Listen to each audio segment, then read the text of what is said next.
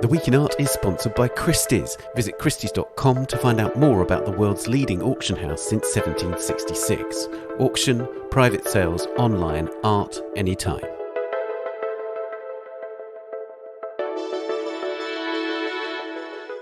Hello, it's The Week in Art. I'm Ben Luke. It's the first episode of the year, so as ever, we're looking ahead at the next 12 months. We discuss what might be in store for the art market and highlight the big museum openings, biennales, and exhibitions of 2023.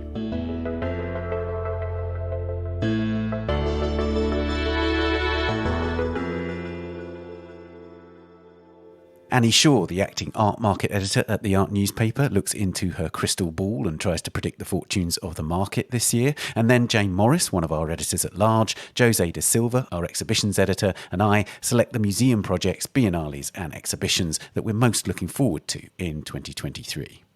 All of the shows we discuss are in the art newspaper's magazine, The Year Ahead 2023, an authoritative guide to the world's must-see art exhibitions and museum openings. You can order your copy at theartnewspaper.com. The URL is bit.ly/yearahead2023. That's bit.ly/yearahead2023. And a reminder to subscribe to this podcast and to our sister podcast, A Brush With, which returns in February, wherever you're listening. Do also leave us a rating or review on Apple Podcasts.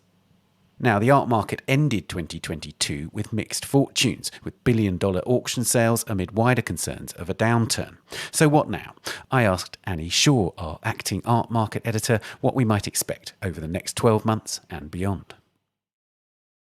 Annie, before we get to sort of actual predictions, there's been this humdinger of a news story that's actually emerged right at the start of the year that actually will act as something of a kind of grounding for this discussion, I think. So tell us about what's going on with the Masterpiece Fair and MCH, which is the group that owns Art Basel. Yes, I mean, any hopes for a happy new year were dashed in London last week with the announcement the Masterpiece has been cancelled, as you say, by Art Basel's parent company, MCH Group. And this is very much a cancellation. It's not a postponement. Masterpiece has been very clear about this. The fair may survive in a completely different format, but it's very much over for the current event. In a statement, MCH said that escalating costs and a decline in the number of international exhibitors mean that the event is not commercially viable this year. And I spoke to Masterpiece's chief executive, Lucy Kitchener, earlier this week, and she told me that it was a perfect storm of the pandemic spiralling exhibiting costs. And she mentioned that costs have spiked more than 30% since 2019, and they just couldn't pass those costs on to dealers. It would have been prohibitive for dealers to take part. And then the dreaded Brexit that had contributed to the decision to pull the event, which had already seen there's quite a big drop-off in exhibitors from Europe last year, and that caused them significant losses in revenue. So one of the curious things about this is MCH acquired a controlling stake in 2017, which gave them sort of basically 2/3 of Masterpiece. They then bought it outright, it sounds like, last year. So why would they then cancel the fair after gaining full ownership? I can't compute that. I mean, it's a good question. And honestly, I don't think anyone saw this coming until they looked at the projected figures, which were scrutinised quite recently. And then they made this decision. I think it's simply a business decision. You've got to remember that the pandemic was pretty tough for MCH. They've undergone restructuring and regrouping. And I think they survived largely thanks to this huge cash injection from James Murdoch. He invested €46 million in August 2020. So, the pot isn't bottomless for MCH. They have to make smart business decisions. And this was sadly one of them, a very tough decision. They also have a track record in picking up and dropping regional fairs. MCH sold its 25% stake in Art Dusseldorf after just 2 years in 2019. And they also yo-yoed when it came to Art SG Singapore, which is currently going on in Singapore as we speak. They pulled their investment, MCH, in November 2018, and 3 years later reinvested, albeit a minority stake, 15%, but they have some form here in being nimble with their regional portfolio of fairs. Right. Can we talk about Masterpiece a bit? Because one of the things I find curious about Masterpiece is I was actually involved in judging the best stand of the year at Masterpiece a few years ago. And one of the things, having not really known the fair up to that point, actually, was I didn't really know what it was for. And I wonder if that is part of it. Because on the one hand, there's kind of luxury goods and even cars and things like that. And then you come across a stand which you might see at like Pad London, which has a very defined identity as a kind of, modernist and sort of high level kind of art and design. So to me, it seemed like Masterpiece may have been a tough sell anyway. I mean, it's an interesting one. It's a very eclectic fair. It was largely aimed at older works of art. So you had old masters, antiques. I mean, as you say, it's a lot of design. In more recent editions, it included more contemporary presentations. But, it launched its first edition in 2010. It was typically held during June and July in Chelsea, which it was sort of an anchor for that summer season in London. It was when the very wealthy would come to London, they would go to Royal Ascot, they would go to Wimbledon and the Chelsea Flower Show. And Masterpiece was another sort of, notch on the bedpost, so to speak. But I mean, the other thing to note about that summer season, though, and this is a serious point, is that June used to be a big season for the post-war and contemporary auctions in London. And since Brexit, that has very much been in flux. I mean, you might remember that Christies famously cancelled and then brought back its June sale, albeit in a slightly watered-down version. So this is really creating a big question mark over the summer season in London and indeed London's crown in terms of an art market centre. Now, you've mentioned Brexit there and earlier on as well. I think one of the interesting things is, of course, politicians in Britain are not wanting to talk about Brexit at the moment. The government doesn't want to talk about it because it's looking pretty disastrous. The opposition doesn't want to talk about it because it doesn't want to go back to the ground of Brexit to fight the next election on. But the art world really wants to talk about Brexit because it seems to me that all those sort of concerns about Brexit that were expressed many years ago are now coming home to roost. I mean, that's it, exactly. And I think Lucy Kitchener, of Masterpiece said the same to me, that she feels that the fallout from Brexit is only now truly beginning to be felt. The pandemic has masked the true impact and indeed our ability to address it. And I've been speaking to dealers in the aftermath of the Masterpiece announcement, and it has very much galvanised them to take action in London again. I think conversations have been going on over many years. I mean, indeed, since the referendum to leave the EU in 2016. I know the British Art Market Federation has been lobbying the government to introduce zero import VAT, for instance. And I think these conversations are just getting louder now this week. Some of the dealer associations, as I mentioned, BAMF, the British Art Market Federation, and SLAD, which is the Society of London Art Dealers, they feel it's time to redouble their efforts. And I think there will be more noise in the coming weeks. And indeed, next week, there's a report by a House of Lords committee, which is being published on the future of the creative industries in the UK, which has been written in response to concerns that the UK is losing its status internationally. And among other things, I think the report will look at challenges around tax policies, which could indeed include measures concerning import VAT. And as I mentioned, the lobbying for that to be reduced to zero. Let's talk about fairs more widely.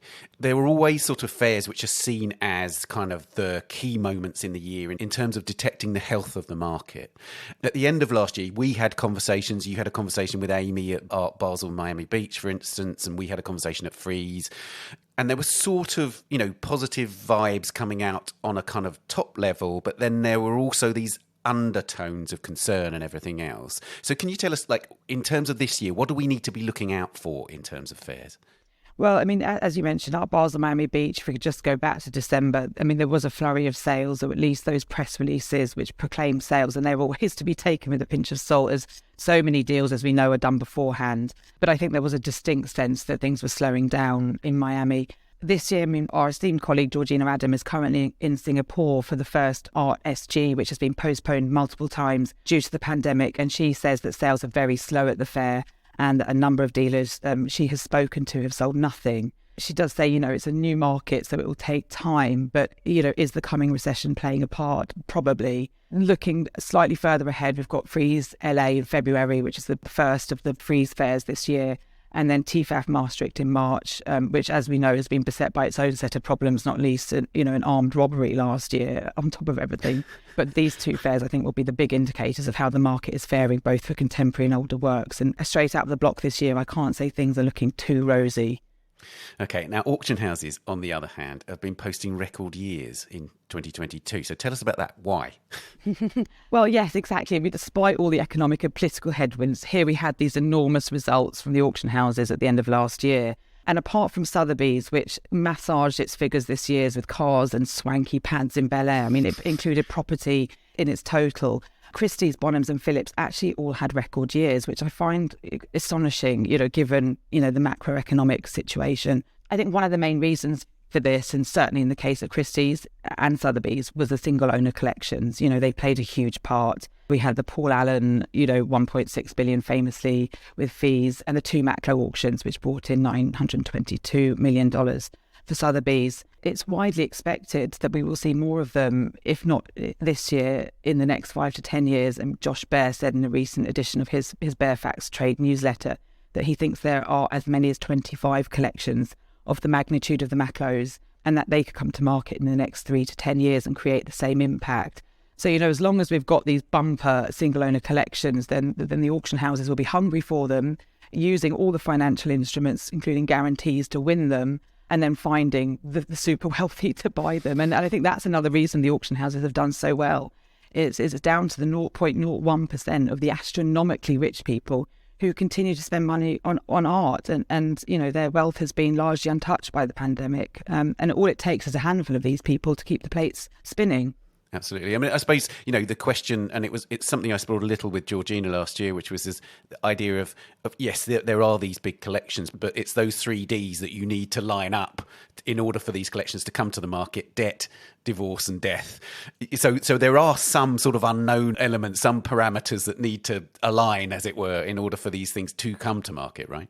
Yes, exactly. It's a good point. You can't account for all of them, but they are happening with enough regularity that the auction houses are managing to survive on them. You talked about collectors there. You have detected a rise in millennial collectors. What does that mean for the market? How is it shaping the market? I mean, I think this is an interesting one, and to look in relation to these collections that have very different tastes. I mean, if you look at the Paul Allen collection or the Maclos collection, I think what auction houses are now doing is in order to shore up some of their business, is they're looking to the future. And one trend that has really accelerated since the pandemic is the rise of millennial collectors. Christie's really pushed this stat in their end-of-year call with Guillaume Cheruti last year, that millennials represented 21% of Christie's buyers globally.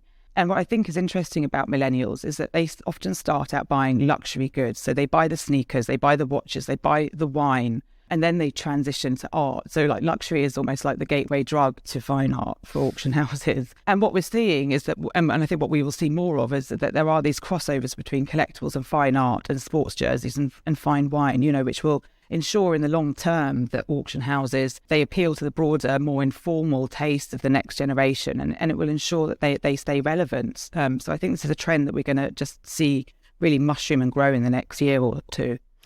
You asked Simon de Pury, the famous auctioneer, to do some predictions. I just wanted to pick up on a couple of those relating to art, actually, that you've already mentioned guarantees, which is something that he mentioned, for instance. But there's a couple of points he made about art, which I think are quite interesting.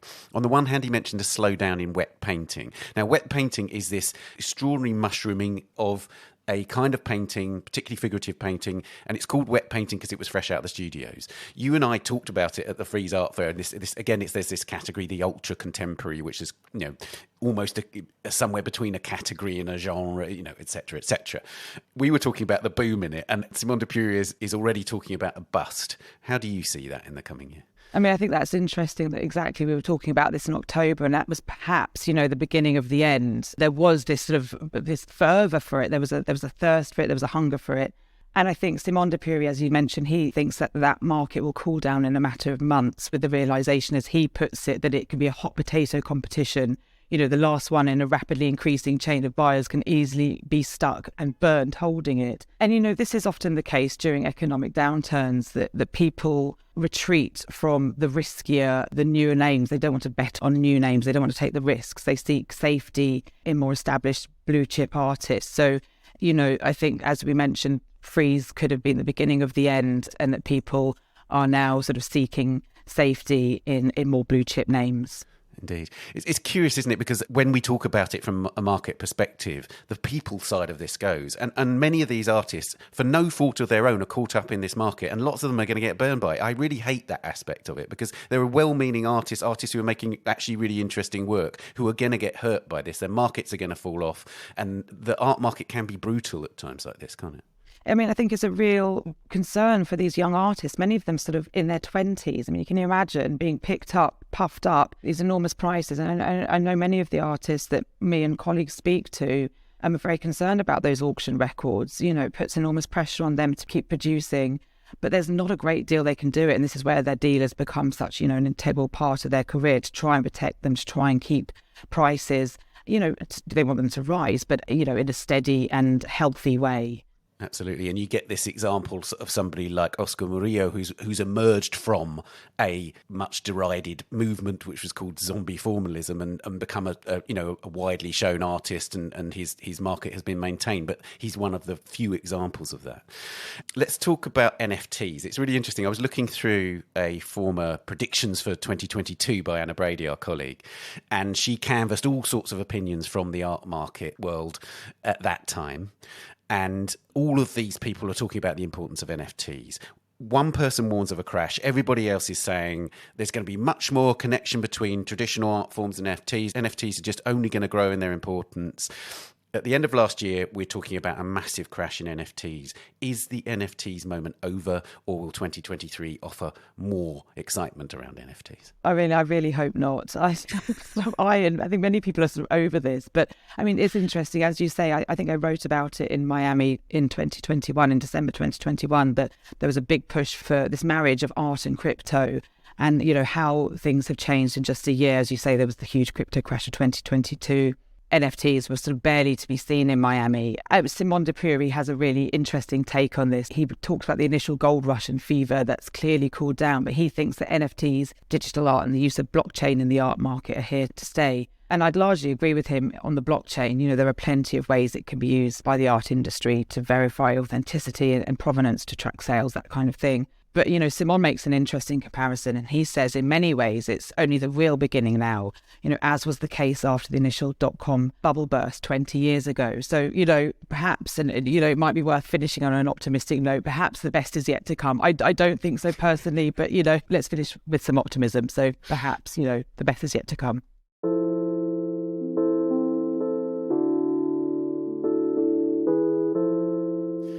That's a lovely way to end. Thank you, Annie. Thanks very much.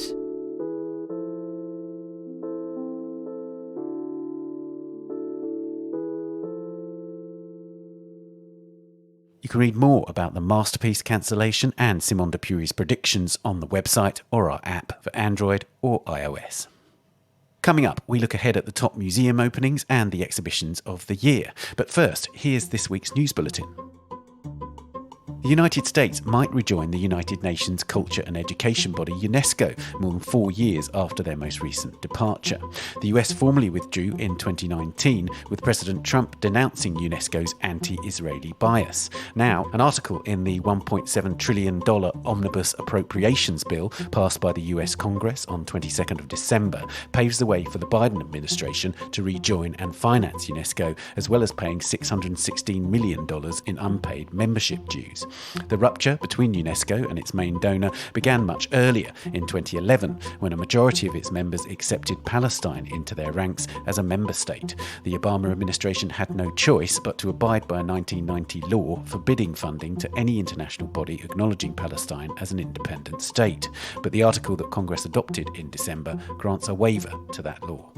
A body found in the Eye River in Amsterdam is that of the missing art dealer Alexander Levin, according to Dutch police. The torso, discovered in 2013, was wrapped in plastic and missing its head and limbs. DNA testing seemingly revealed the victim's identity in 2021, but details have only just been released publicly, as authorities have been struggling to contact Levin's family. The dealer is said to have specialised in icons, according to the Dutch daily newspaper Telegraph, which also claims that he was convicted in 1999 for smuggling art. And finally, a robot taking the form of the Japanese artist Yayoi Kusama has appeared in the window of the Louis Vuitton, or LV, store on Fifth Avenue in New York. The Kusama bot appears to paint her trademark polka dots on the glass of the window. It's part of a new partnership between the artist and the luxury brand on a collection that includes more than 450 pieces, including bags, fragrances and trainers. It's the second time they've collaborated.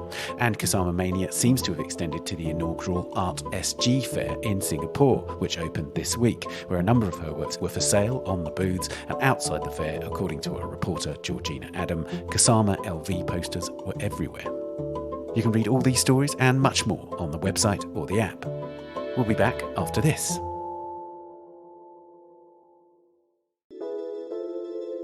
The Week in Art is sponsored by Christies. This January, Christies New York presents Americana Week in 4 auctions, featuring Things Grow in the United States, works from the Jane Fonda collection. Experience masterful 19th century American paintings from the Pollock collection, alongside folk art, Chinese export porcelain, Chippendale furniture, and various fine examples of colonial craftsmanship. Visit christies.com/Americana Week for more. Welcome back. Now, 2023 promises a bounty of exhibitions, biennales and museum openings. I spoke to José da Silva, who co-edited the newspaper's guide to the year ahead, and Jane Morris, one of our editors at large, to pick out at least some of the big events across the year. I'll give full details of the events we discuss at the end of the conversation. We're going to begin this year by talking about the big sort of building projects. There are a lot of them and we're trying to narrow it down to just a few. And Jane, the Grand Egyptian Museum is something that has formed part of many a year ahead discussion at the art newspaper. You were editor up until 2016. I'm sure you probably had lots of discussions about this and lots of articles, etc. So where are we at with the Grand Egyptian Museum? Well, it's supposed to be opening this year. I don't think we've actually got a date, have we, José? José, you worked on the year ahead this year, I believe. No, the dates tend to be quite vague with the Grand Egyptian Museum. I think we featured it in the last few year aheads. Definitely coming this year. Obviously, COVID was a big kind of a legitimate delay. I mean, I think it was announced in the early 90s when it was going to be built. So we've got, it's 30 years in the making. I mean, there have been tours of it now where it looks like the building really, I mean, a lot of the installation is complete. It does seem highly likely that 2023 will finally be the year. It was supposed to open, I believe, in 2011. The foundation stone was laid in 2002. It was actually announced in 1992. Having said all that, I think it is probably the most anticipated museum opening in the world this year. It's absolutely massive. I mean, I think somebody described it as the size of an aircraft hangar, and apparently the atrium is so large you could park a 747 in it. They have already installed an absolutely massive, like 11 metres high sculpture of Ramesses the Great. I believe they actually built the atrium around that sculpture. And it's going from prehistory right the way through the period we want to see, the Pharaonic era. There's going to be 7,000 square metres, I believe, devoted to Tutankhamun. It's the most complete Tutankhamun collection. I mean, it's going to be a huge tourist attraction. And I think the important thing to say, it's not in Cairo. It's in Giza. It's a couple of kilometres away from the pyramids. So the idea is that you will see these amazing objects and you can look out and see the pyramids. And apparently you can walk to the pyramids, say about 2 kilometres away. There's going to be an enormous approach walkway. Apparently it's longer than the Champs-Élysées.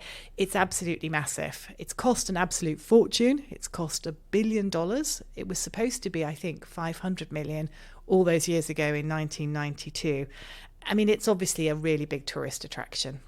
Absolutely. One of the things about this, I think, is that it's a marker of the way museums are going, in the sense that think of how many museum collections have been based on this international principle, and look at how complete this Tutankhamun display will be, for instance. There's so much emphasis on localism within museums now, and a sort of almost a reversal of the sort of international museum, the kind of encyclopedic museum. And this will be a kind of marker of a very, very particular kind of new museum, right? Well, I certainly think the Egyptian government definitely see it as a way of reclaiming their heritage, and they've said that on a number of occasions, and I think that's completely understandable.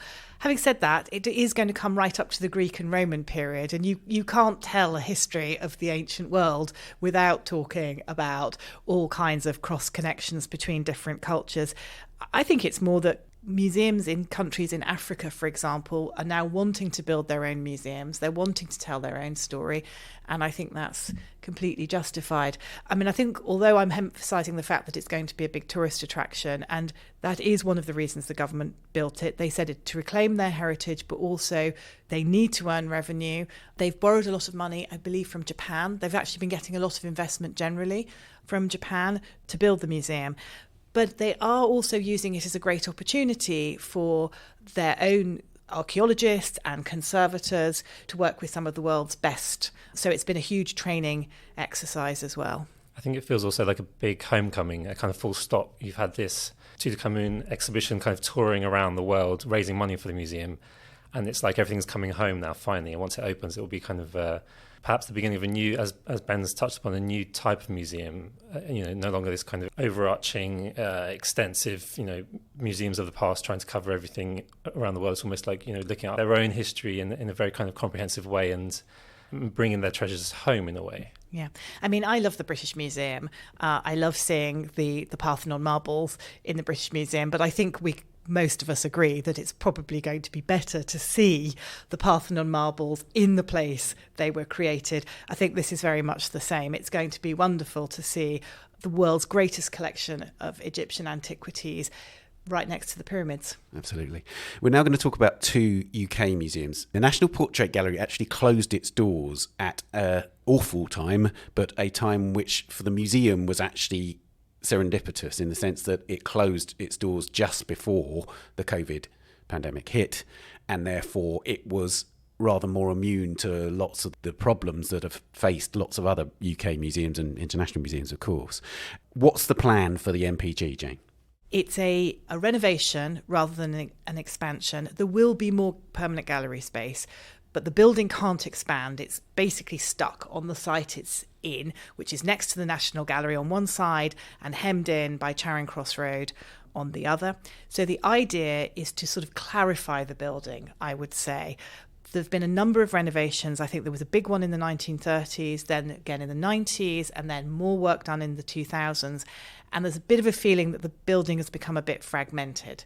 So theoretically, the building should look a lot better and be more easy for visitors to navigate. The entrance is changing. The current entrance really is quite cramped and underwhelming. And apparently the reason there is the current entrance is at the whim of a funder in the past. So basically it was put on that side of the building because it didn't want to face Soho, which was then a den of iniquity. And now it's opening up to Soho. Which is, I mean, it's less of a den of iniquity, I suppose, than it used to be, although you may sort of question the charms of Leicester Square.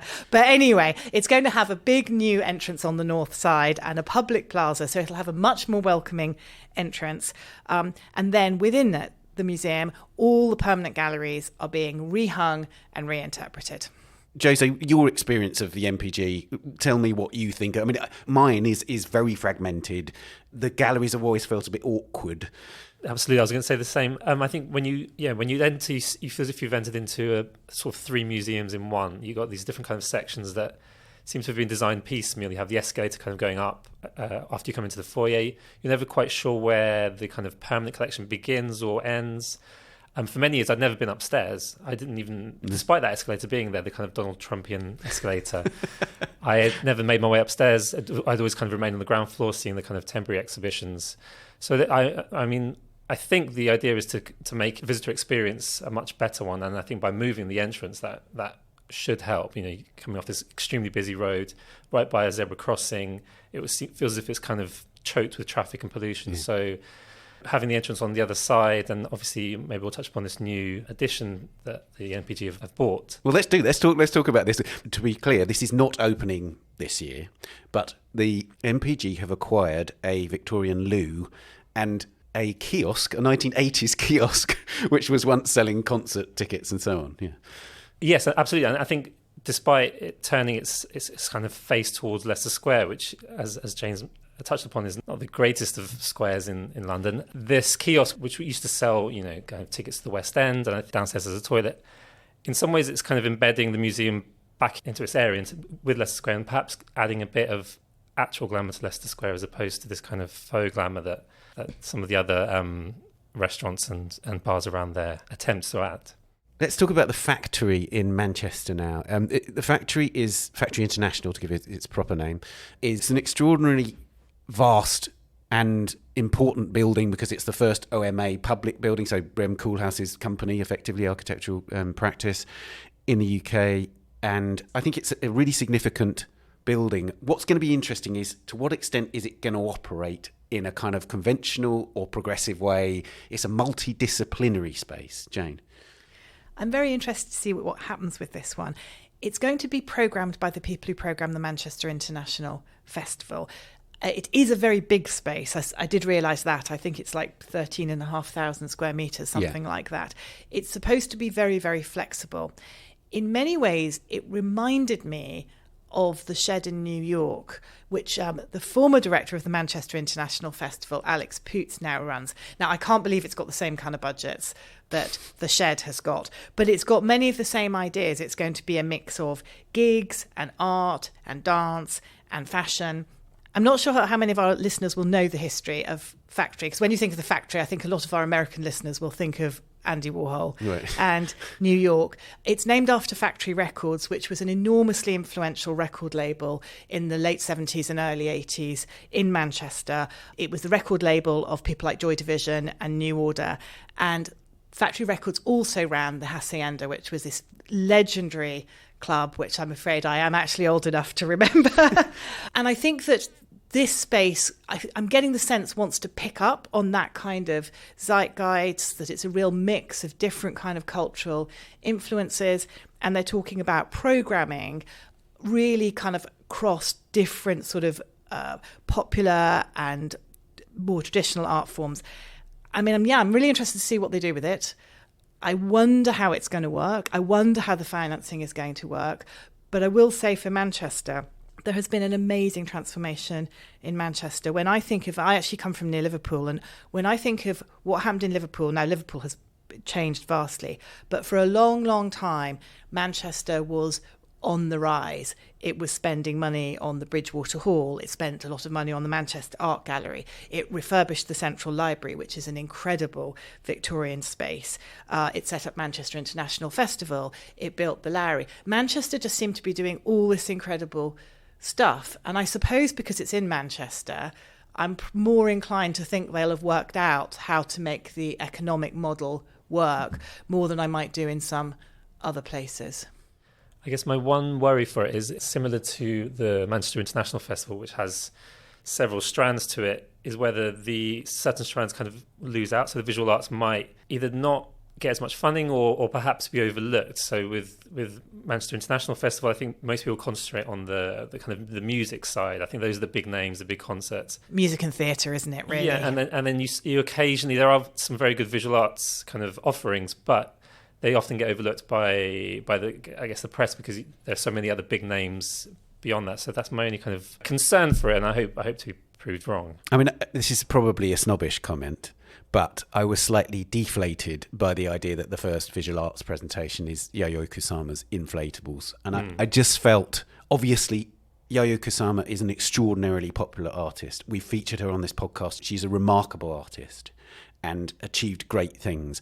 I think her current work is vastly overstretched in terms of its presentation across the world, and now in Louis Vuitton windows across the world. And I feel like, is Kusama really the way to say we're a progressive institution? You've got to get the numbers in. I know you've got to get visitors in, but I still feel that's a bit of a, Yeah, and I'd like to see this place actually doing some really cutting edge stuff with younger people. And I did have a similar nervousness when I saw Kusama, because when you think of Kusama's early work, it's really exciting. Exactly. And it's really radical. And I did think, very much like you, I did think, has that just been brought in to sell tickets? Yeah, so we'll have to see how this one develops. We're now going to talk about biennales this year. It's come after a year of Venice and Documenta, so a massive year for biennales. This year is quieter, but there are some important recurring exhibitions. The first one I want to talk about is Sharjah, and this is actually really interesting to me because it's effectively the last biennale curated by one of the great biennale curators, and that's Okwe Enwezor. So he conceived of the concept before he died in 2019, and it has been carried forward by a team of people and the director of the Sharjah Art Foundation. It's an extraordinary show. I mean, 30 new commissions, including works by Doris Salcedo and Nari Ward, for instance. And, so many top names. It's unbelievable. Jane? Well, I don't know what to make of this one, if I'm totally honest. There's no doubt in my mind that Okwe Enwezor was one of the great curators. I can't pretend that I saw the 2002 documenta that really made him famous, although I think we've all written about it and read about it over the years. I mean, I think his 2015 Venice was an absolute triumph, and it's certainly the best one I've ever seen. He's obviously mostly known, I suppose, for, some people say, displacing Europe and US as the centre of artistic production. He was incredibly knowledgeable about artists from Europe and the US. So I'm not sure displacing is quite the right word, but certainly he widened it massively. He widened it to include a lot of artists from Africa, the Caribbean, Latin America, Middle East, Asia. In the 2015 Venice I referred to, he brought in a lot of Black American and Black British and European artists and put them alongside people like Georg Baselitz. And he put Karl Marx at the centre of the whole thing. The other show of his that I saw that I really admired was post-war at the Haus der Kunst, and that sort of shifted the post-war narrative from the US versus the USSR, and just talked about how it had affected the whole world from the Pacific to the Atlantic. There was a particularly interesting involvement of Japanese artists. So I think he's a brilliant curator. I just don't know, because I've never personally curated something like this, how much it can be done without you being there right the way through the process. I think there's an example, and again, it depends upon how far the process has got by the time he died. But Grief and Grievance at the New Museum, a show that he curated, was clearly very effective. But that may have just been further down the line than this is. But I think one of the things to say about this show, it's called Thinking Historically in the Present. So in a way, that's a summary of lots of the kind of zeitgeisty ideas that he brought in and have since been duplicated, acknowledged, explored by very many other curators. Let's talk about another one, which I think has lots of those themes connected to it, actually, which is the Guangzhou Biennale, which is in South Korea. The curator of this, the overall curator, is Suk-Kyung Lee, who is actually a curator at the Tate, and she's working directly with Karen Greenberg, who was a former curator at the Tate. So it's got a good pedigree. Its title is Soft and Weak Like Water, and it taps into Taoist philosophy. But it seems to me, Jane, that there are some really kind of zeitgeisty themes of a lot of contemporary art shows in this one. Yeah, I mean, I think it's also worth saying that Guangzhou is one of the really big, important biennials. I think it would be fair to say that, if you say there's like maybe 5 or 6 that are the real sort of top must-see if you possibly can, Guangzhou is one of those, and I would say it's the leading biennale in Asia. It's the 14th edition, so that shows that it has a certain longevity, and yeah. It has a lot of funding as well. It was founded in, I think, 1995. They quite often alternate, I think, between Korean curators and international curators. Now, in this case, Suk-Kyung Lee, I would argue, is kind of both. Absolutely, yeah. Because she's been at the Tate a long time, but she was at Liverpool. She works with a lot of international artists. So yeah, the themes, although this another of those kind of terrible biennale names. Now, I must admit, if I had to come up with a biennale name, I don't know what I'd come up with either, but another of those rather open titles. But apparently it's something to do with water's ability to embrace contradictions and flow round things, which I think is quite interesting. Anyway, it sounds like there's 4 main themes: resistance, traditions being placed really counter to, modernism, traditional modernism, migration and ecology. There's some very interesting artists, including Malgorzata Mergatas, who you might remember from Documenta and Venice. She's a Roma artist who makes these incredible embroidered tapestries, really, really beautiful. And the ones in Documenta, I have to say, were absolutely gorgeous. Other artists include Dianita Singh, Alberta Whittle, David Zinke, and some artists I didn't know. It does sound like a really interesting biennale. It's a long way to go, obviously, if you're based where we are. But our listeners in Asia, I'm sure, will be going, and hopefully some of us will too. We're going to turn to exhibitions now, and there is one anniversary in the art world this year that is vastly more important than others, and we have the evidence of that in the fact that there are 50 exhibitions dedicated to it. José, it's the 50th anniversary of Picasso's death. Yes, that's right. 50 years since he died. I think the anniversary was in April. 50 exhibitions or slightly over 50 exhibitions. I mean, every year there are several Picasso exhibitions around the world, such as his output. And I think the other thing is that his output also lends itself very well to have simultaneous exhibitions around the world. You can't do that with many artists. You can maybe have 2 or 3, but not 50 exhibitions. And also because he had a very long career, but also a very varied career, you can also have different thematic exhibitions. So I think several exhibitions will be concentrating on different things. So, for example, there are exhibitions on different media that he used. So in Malaga, at the Museo Picasso in Malaga, they're doing a show about his sculpture. That museum is also celebrating its 20th anniversary, and they've invited back the first director to curate that show. There are other exhibitions on his ceramics. Elsewhere, there are shows focusing on pairings. So I mean, this is quite a common thing. Every year there's a and Picasso show, so an artist and Picasso. And often the links can be quite tenuous. I won't mention any recent ones. But, for example, there will be an exhibition at the Prado Museum in Madrid, pairing him with El Greco, who is a major influence on his work. That opens in June. Another exhibition in Lyon, pairing him with Nicolas Poussin. Elsewhere, there'll be shows with kind of some of his contemporaries. So the Museo Picasso in Barcelona is partnering him up with Joan Miró. And I think there's a show in Germany pairing him up with Max Beckmann at the Rijksmuseum. That opens in September. And actually, perhaps one of the more interesting ones is his relationship with the American writer Gertrude Stein, she was influential on his career and vice versa. And the Musée du Luxembourg in Paris is doing a show on that kind of relationship, friendship in September this year. I think perhaps, Ben, you've written about this before, very few artists these days sort of reference him as an influence. And I guess there are probably several reasons for that, but in some ways it's like saying your favourite band are the Beatles. You sound like Alan Partridge.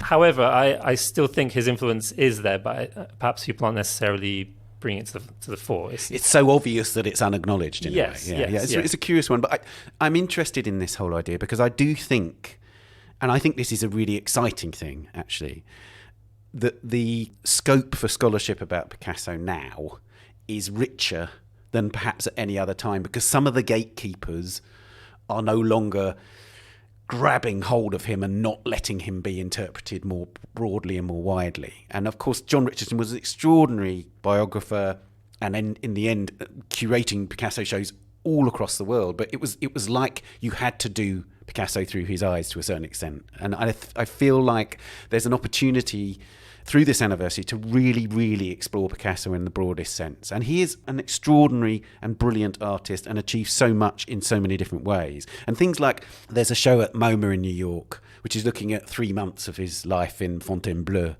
And in its own way, it sort of dismantles some of that sort of biographical reading of Picasso's work. The thing that John Richardson always used to say, and it was very compelling, was that with each change in his life, every time he changed a partner, the surroundings would change, the dog would change, the circle of friends would change, the poet he referred to would change. But the show about Picasso in Fontainebleau looks at 3 months in which he makes 3 musicians on the one hand, and then 3 women at the Spring at the other hand in 1921. 3 musicians is, in the Cubist idiom, 3 Women at the Spring is within that sort of neoclassical, bulky, sculptural tradition. They are entirely different kinds of work, and therefore it kind of gives the lie to just thinking about Picasso through the biography. That said, there is this extraordinary show, which I think we don't really know much about it. All we know is at the Brooklyn Museum in June, and it's curated by Hannah Gadsby, among others.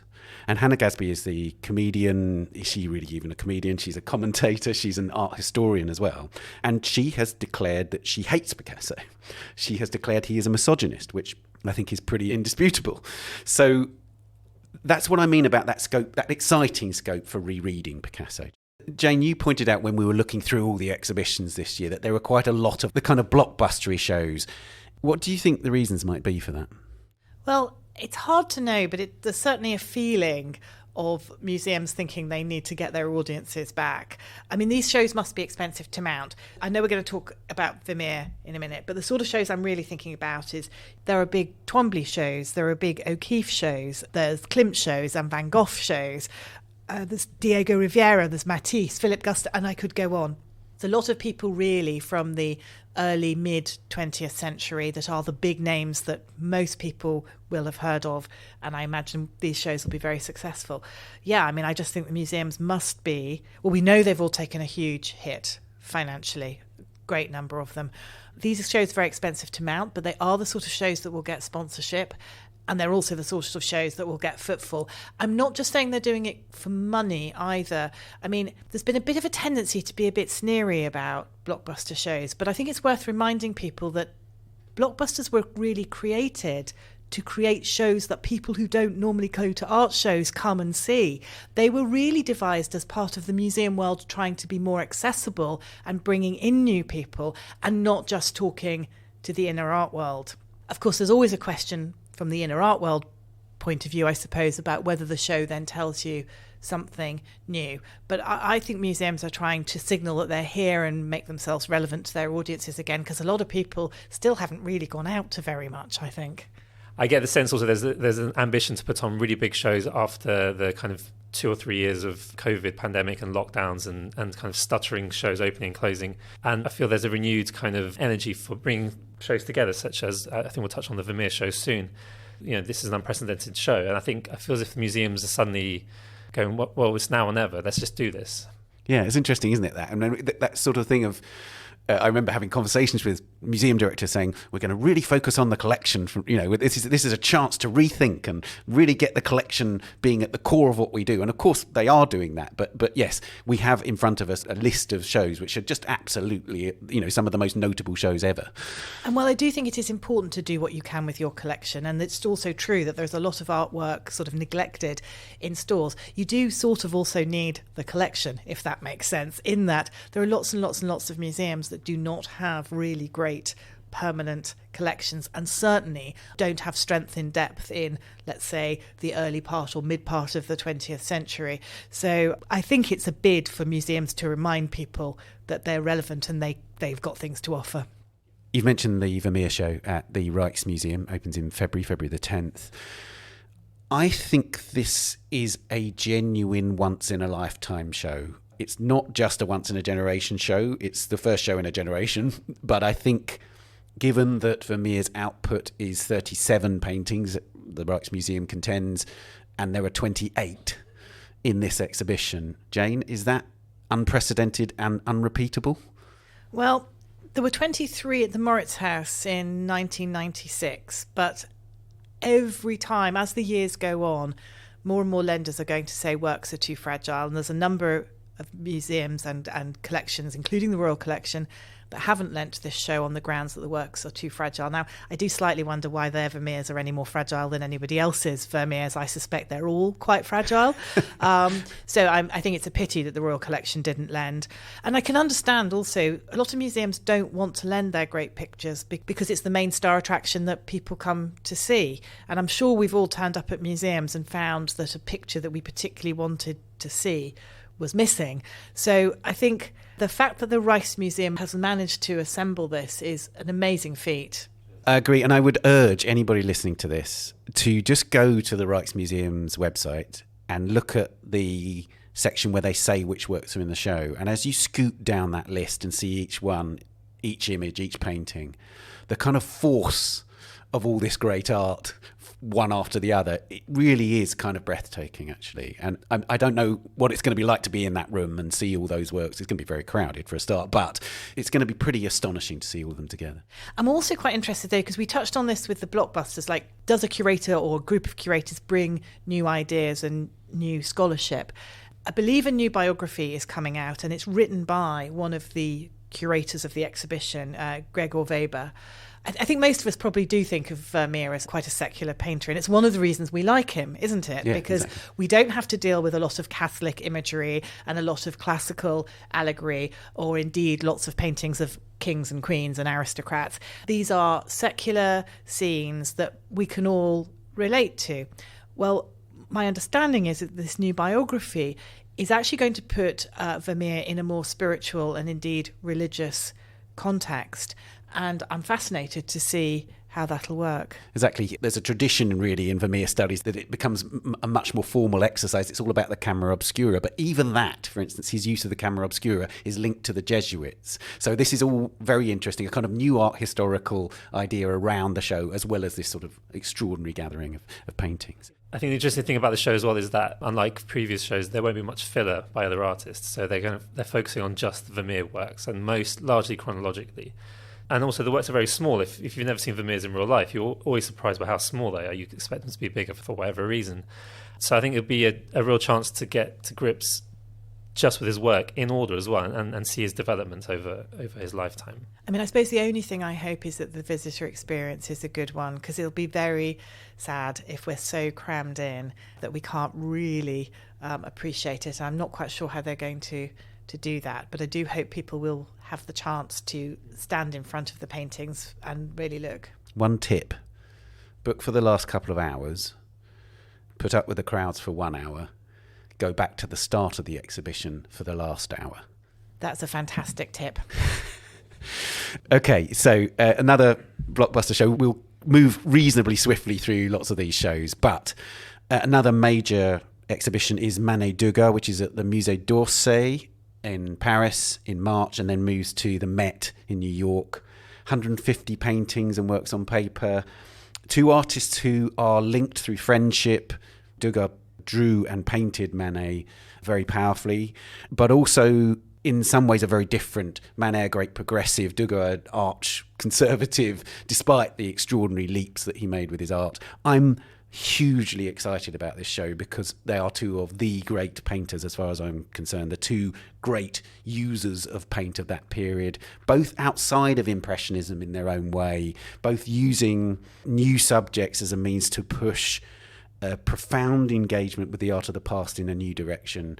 It should be extraordinary. I love the fact that they, perhaps apocryphally, met in front of Velázquez in the Louvre whilst copying it. All that kind of stuff. It's all so rich, and it should be one of those shows where it's just gasp after gasp, I would hope.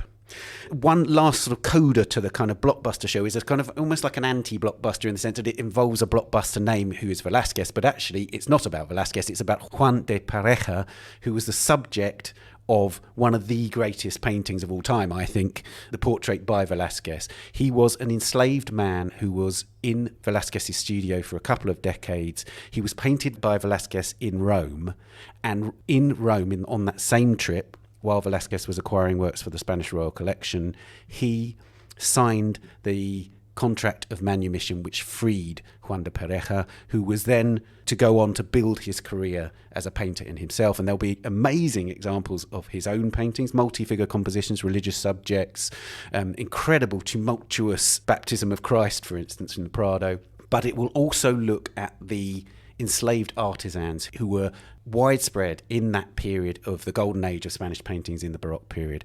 I think it sounds like a really, really exciting show. The book, too, I think will be a landmark bit of scholarship. So I think that is a kind of example of an old master show which is really genuinely progressive and pushing scholarship in a new direction. And that's at the Met in April.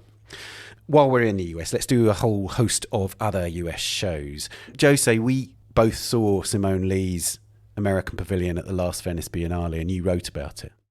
Yes, it was probably the highlight, I think probably the best pavilion at the Biennale. That presentation of work was a very kind of measured and composed exhibition. She'd clad the exterior of the pavilion in a kind of grass skirt, and as visitors arrived, there was this towering 7-metre tall bronze female figure based on artefacts made by the Baga people of what is now Guinea in West Africa. The whole exhibition was basically an artist in her prime. And as with many things that were shown in Venice, they then transferred to major exhibitions elsewhere. So this will be shown at the ICA in Boston in April as the kind of final part of a career survey. That show will then travel to the Herschel Museum in Washington and LACMA later next year.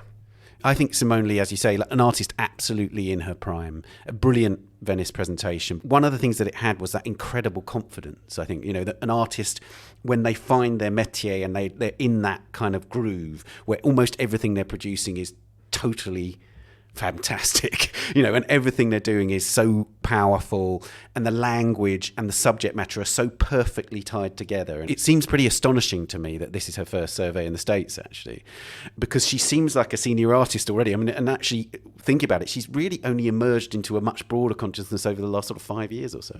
Absolutely. I think the work at the Venice Biennale was also exploring the kind of black female body and imagery of the African diaspora.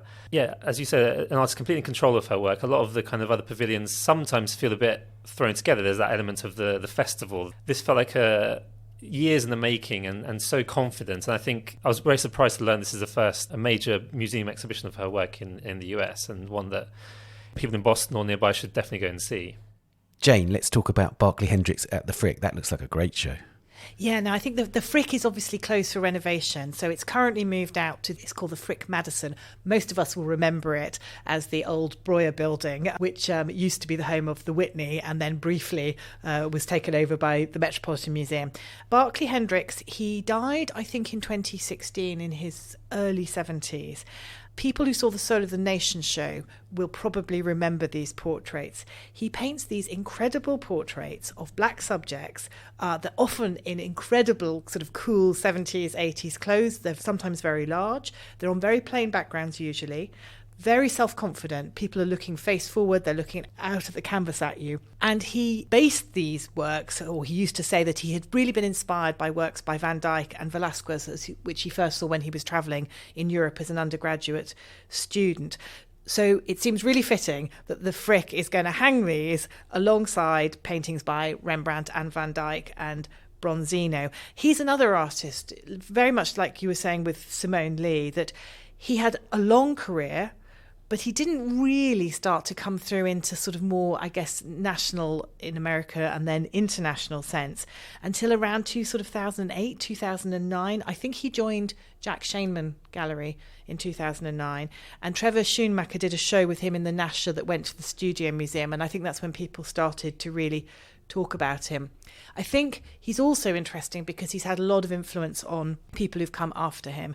And I think it would be fair to say, and I think the curators of this show, Amy Ing and Antoine Sargent, have indeed said it, that it's very hard to look at work by, say, Kehinde Wiley or Amy Sherald and not see, Hendrix kind of as a figure behind him. So this sounds like a great show. I'd love to see it. You're absolutely right. I did an interview with Nick Cave on our A Brush With podcast, and Nick Cave name-checked Barclay Hendrix. So he's an enormously influential figure. And they are such sumptuous paintings. They're extraordinary things. Apparently he was a really tough art school tutor. Ah, interesting. Another story, a feature in the art newspaper. Okay, let's move on to Alma Thomas at Smithsonian. I have had a calendar of Alma Thomas's works on my wall for the last year at home. And I have to say, living with Alma Thomas's paintings, even in reproduction every day, has been an extraordinary and uplifting experience. And I think that's what she was really aiming for, Jane. Yeah, I mean, she was also a teacher, I should say, although I think she was a school teacher, unlike Barclay Hendrix, who was an artist who taught at art school. She's showing at the Smithsonian.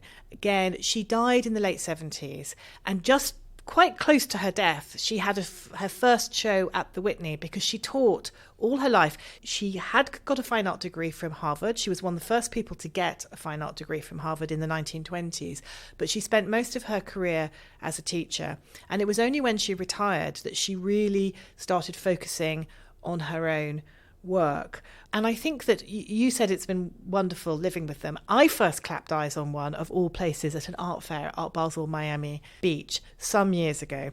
And the painting caught my eye because it was so joyful and uplifting.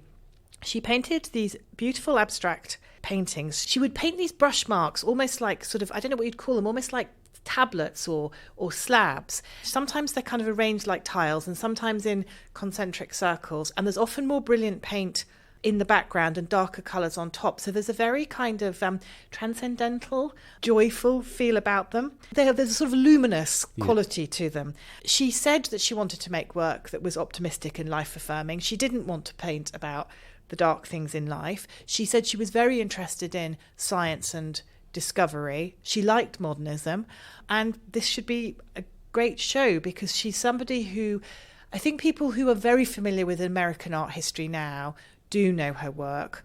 And there was quite a lot of interest, I think, when the Obamas picked one to put on the wall of the White House. That's probably when a lot of us first got to hear of her. But I think for a lot of Americans, she is well known and she richly deserves this show. Absolutely, and that will tour around the States after the Smithsonian American Art Museum, I believe. Hip-hop in Baltimore and St. Louis. So apparently it is 50 years since the birth of hip-hop. Did you know this? Makes me feel very old. I don't know who decided this, but apparently it is all placed back to DJ Kool Herc playing a breakbeat at a party in the Bronx 50 years ago. And there's been quite a few exhibitions, more probably around the music. And I think Sotheby's did a sale of like hip hop memorabilia and some art last year. Well, this sounds fun, doesn't it? It's going to be on at the Baltimore Art Museum and then the St. Louis Art Museum. One of the big points they want to make about it is the intersection or the crossovers between music, fashion, street culture and art. I think that's probably often true for a lot of artists. I think, even sort of, 50, 100 years ago, artists don't tend to live in isolation, but it wants to capture this moment, very much, I think, a sort of New York moment where a lot of these different sort of forms came together. So Jean-Michel Basquiat will obviously be a big figure in this. He hung out with a lot of musicians, and in fact one of the things that's so interesting about him is the way that he merged art history and his deep knowledge of art history with the fact that he was, certainly when he was very, at his youngest, very connected to the kind of hip-hop scene. And then there'll be more contemporary artists like Arthur Jaffa, Jordan Castile, and Diana Lawson, Kehinde Wiley, etc. I think it should be a really interesting show. Indeed it will. Let's talk about a couple of other, I think, really notable shows where we can again see that canon expanding in US art museums. One I think that is really important is at the Whitney in April. It's of John Quick-to-See Smith at the Whitney. The Whitney's got quite a big collection of John Quick-to-See Smith already, and it seems like a natural home for this exhibition of a First Nations artist. I mean, I suppose it's interesting to note, isn't it, how little First Nations artists, how little Native American artists have really had any coverage anywhere, really. And I confess I didn't really know very much about this artist at all. I saw a painting online, which for me, I looked at it and I thought, oh, this is really interesting. And it was an outline of a buffalo. Dawn Quick-to-See Smith, she picks up on abstract expressionism and pop art, but then mixes it in with aspects of her own culture and also very profound concern for the way Native American culture has been destroyed. And I think she actually talked about it at one point when she was younger as a genocide that she was living through. This work, it has an outline of a buffalo with a star on it. There was this kind of abstracty, expressionist background. The buffalo looked very ancient. And then the words spam were just written underneath it. And I thought, yeah, I mean, what a great image to talk about the industrialization of agriculture, industrialization of the land. And obviously the buffalo known for very different things in First Nations culture. So, yeah, I mean, very interesting artist. Didn't know very much about her. Apparently she's working on a book for Thames and Hudson. Couldn't find any references to this online, but apparently she's working on a book of 250 Native American artists, and she's been quite vocal about the fact that people are always phoning her up and saying, do you know any Native American artists? And she's saying, there's a lot of us. So this is, a very timely show. There's also another work in the Whitney show which has a clear correspondence with Jasper Johns' maps. Yeah. She picks up on him a lot. It's a tribal map of Native American peoples. So it's a really fascinating engagement with contemporary art during her lifetime and a very long history of colonial destruction of Native American land. So I think it's really powerful. She's also pretty witty, though. When you watch her on video and you read some of the things she writes, she's got a sharp wit that I think will appeal to a lot of people when they get to see this. Fantastic. There's one show I wanted to talk about of an artist from a slightly earlier period, and that's Remedios Varo at the Art Institute of Chicago. Remedios Varo is an artist who's been on the international art world's radar for a long time. She was connected to the Surrealist group. She was in the International Surrealist Exhibitions in 1938, for instance. She knew André Breton, who paid tribute to her after she died in 1963. She's got quite, I think, a very distinctive language in the sense that she fuses mysticism, occultism, of course, surrealist tropes, classic surrealist tropes, but also science. And the show's called Science Fictions.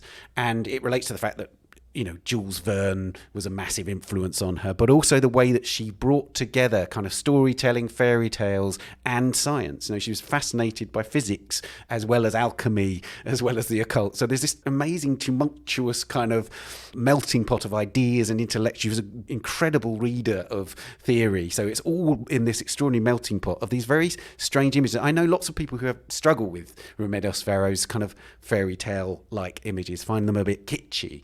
But once you get into it, I think her work is enormously rewarding, canvas by canvas. It is an incredibly rich language and one that you can really get lost in. So that show, it's only 25 paintings, but actually 25 paintings is a lot in terms of Remedios Varo. They're so rich, so multi-figured, and lots of it relates to a kind of personal mythology. So I think really fascinating. Actually. Yeah, she must have taken a very long time to paint them. It's interesting what you were saying about kitschy, though, because it shows how tastes move, doesn't it? That what was once kitschy is now much closer to fantasy and the fantastical, and we're not so sniffy about those things anymore. I mean, we can just see the modernist canon loosening all around us, can't we? She went to a very strict school in Spain. I believe her father was an engineer, but her mother was a devout Catholic. So there was always that kind of science, religion, slight tension or mix, not quite sure. But she went to a very strict school. Now, as somebody who went to a very strict boarding school, she's got these paintings where there's all these girls in these sort of ivory towers doing very strange things. Well, I mean, they're sewing, but the sewing or the knitting or whatever is pouring out of these buildings. And something about that incredibly constrained, upbringing where you're sort of made to do useless things, I think really spoke to me. I think she also reminds me of there's been a kind of recent resurgence in female surrealist artists. And also there's a sense that surrealism wasn't just a thing at the early 20th century with these kind of mostly men going a bit crazy, painting wild things. Surrealism carried on throughout the 20th century. It fell out of fashion, as we've said, and this kind of kitschiness has maybe come back into fashion. For some reason, I was reminded a bit of the Dorothea Tanning show at Tate Modern in 2019, which was a fantastic show. And that kind of work maybe 20 years ago would have been very out of fashion. It's not very trendy. And another artist who was a friend of Remedios Varo's is Leonora Carrington, who again has had the kind of resurgence. Going back to the Venice Biennale, the main show was named after one of her books, The Milk of Dreams. So there's this kind of sense that surrealism didn't end and hasn't ended either, and it carries on. It's actually really interesting that Remedios Varo and Carrington and others are in a way carrying the torch of surrealism forward, where the male artist, somebody like Salvador Dali, feels like almost an unfashionable artist right now, and in the way that the scholarship is obviously very much dedicated to some of the women artists of that period because they've been underlooked at, but still it feels an exciting moment for surrealism. So yeah, well, I must say I do still love Max Ernst, and I actually think Dali made some great paintings before it went wrong. Okay, let's turn to the UK now, and the Tate's biggest show of the year, I would say, is at Tate Modern, and it's Hilma af Klint and Mondrian. And Jane, given that 600,000 people attended the Hilma af Klint show at the Guggenheim, breaking all records, is Hilma af Klint now the sort of most popular artist of these two, would you say? It's sort of hard to believe it, isn't it? I'm glad the show did so well. I think I would say that still most people in the general public know Mondrian more than they know Hilma af Klint, although what they might find, unless they happen to see this fantastic Biola show that happened in Basel in the summer, they may not know Mondrian beyond the grids. And I think if you took a quick look at Hilma af Klint and Mondrian's grids, you might say, what have they got in common? But if you know more about Mondrian's earlier work, this connection is going to become a great deal clearer and make a great deal more sense. I mean, they both started as landscape painters. They both started experimenting with abstraction in the 1900s. A little bit like you said about Remedios Varo, though. They were very interested in science, but I think we need to remember that science had gone weird at this point.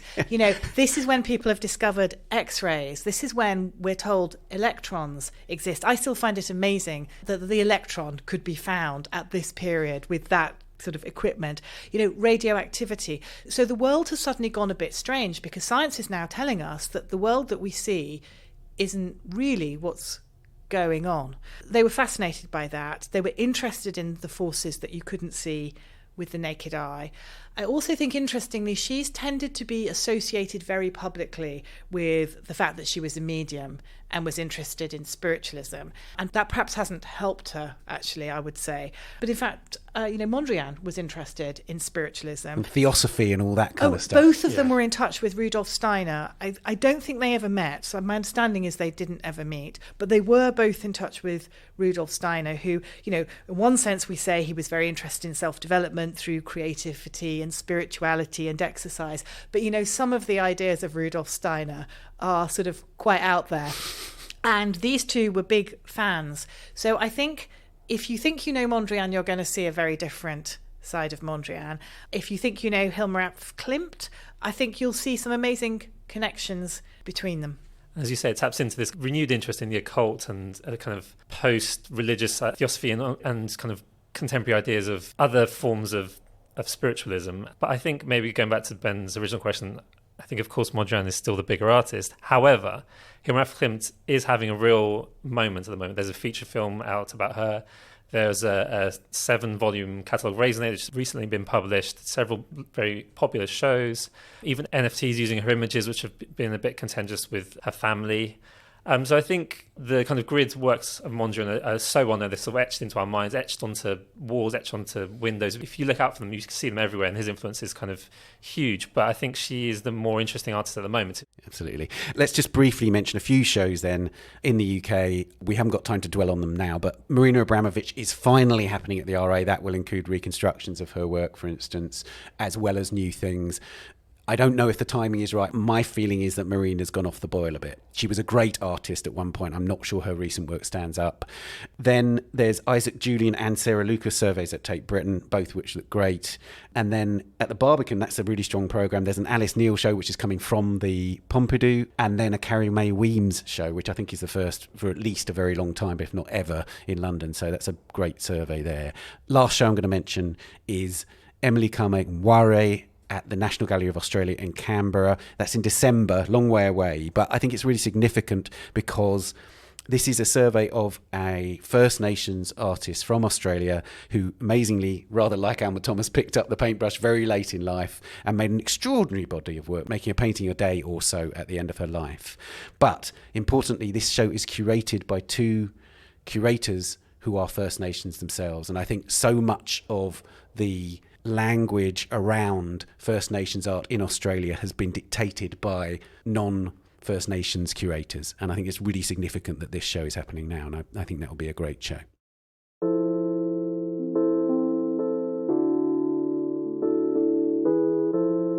Jane, thank you very much for joining. Thank you. And Jose, thank you. Thank you, Ben.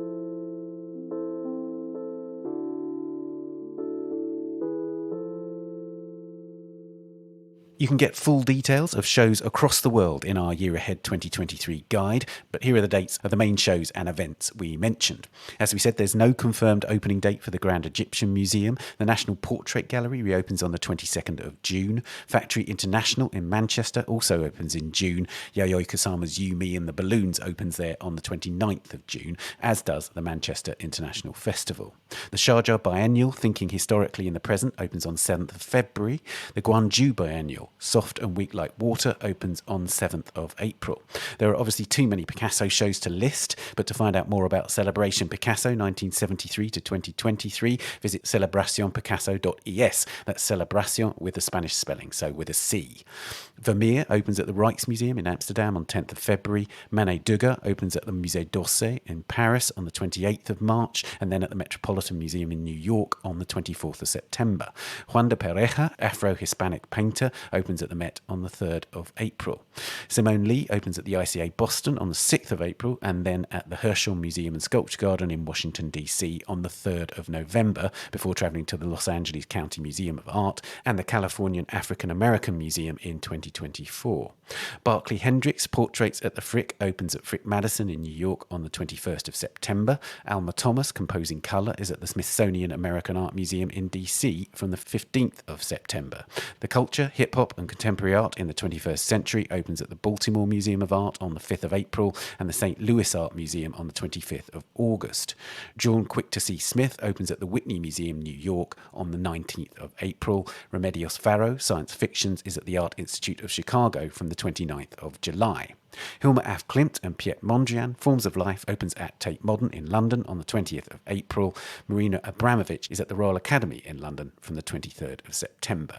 Emily Kame Kunware, curated by Kelly Cole and Hetty Perkins, opens at the National Gallery of Australia in Canberra on the 2nd of December. And that's it for this episode. You can find us on Twitter at Tan Audio and on Facebook and Instagram, of course. The Week in Art is produced by Amy Dawson and David Clack, and David also does the editing and sound design. Thanks also to Daniela Hathaway and to our guests, Annie, Jane and José. Thank you for listening. We'll see you next week. Bye for now.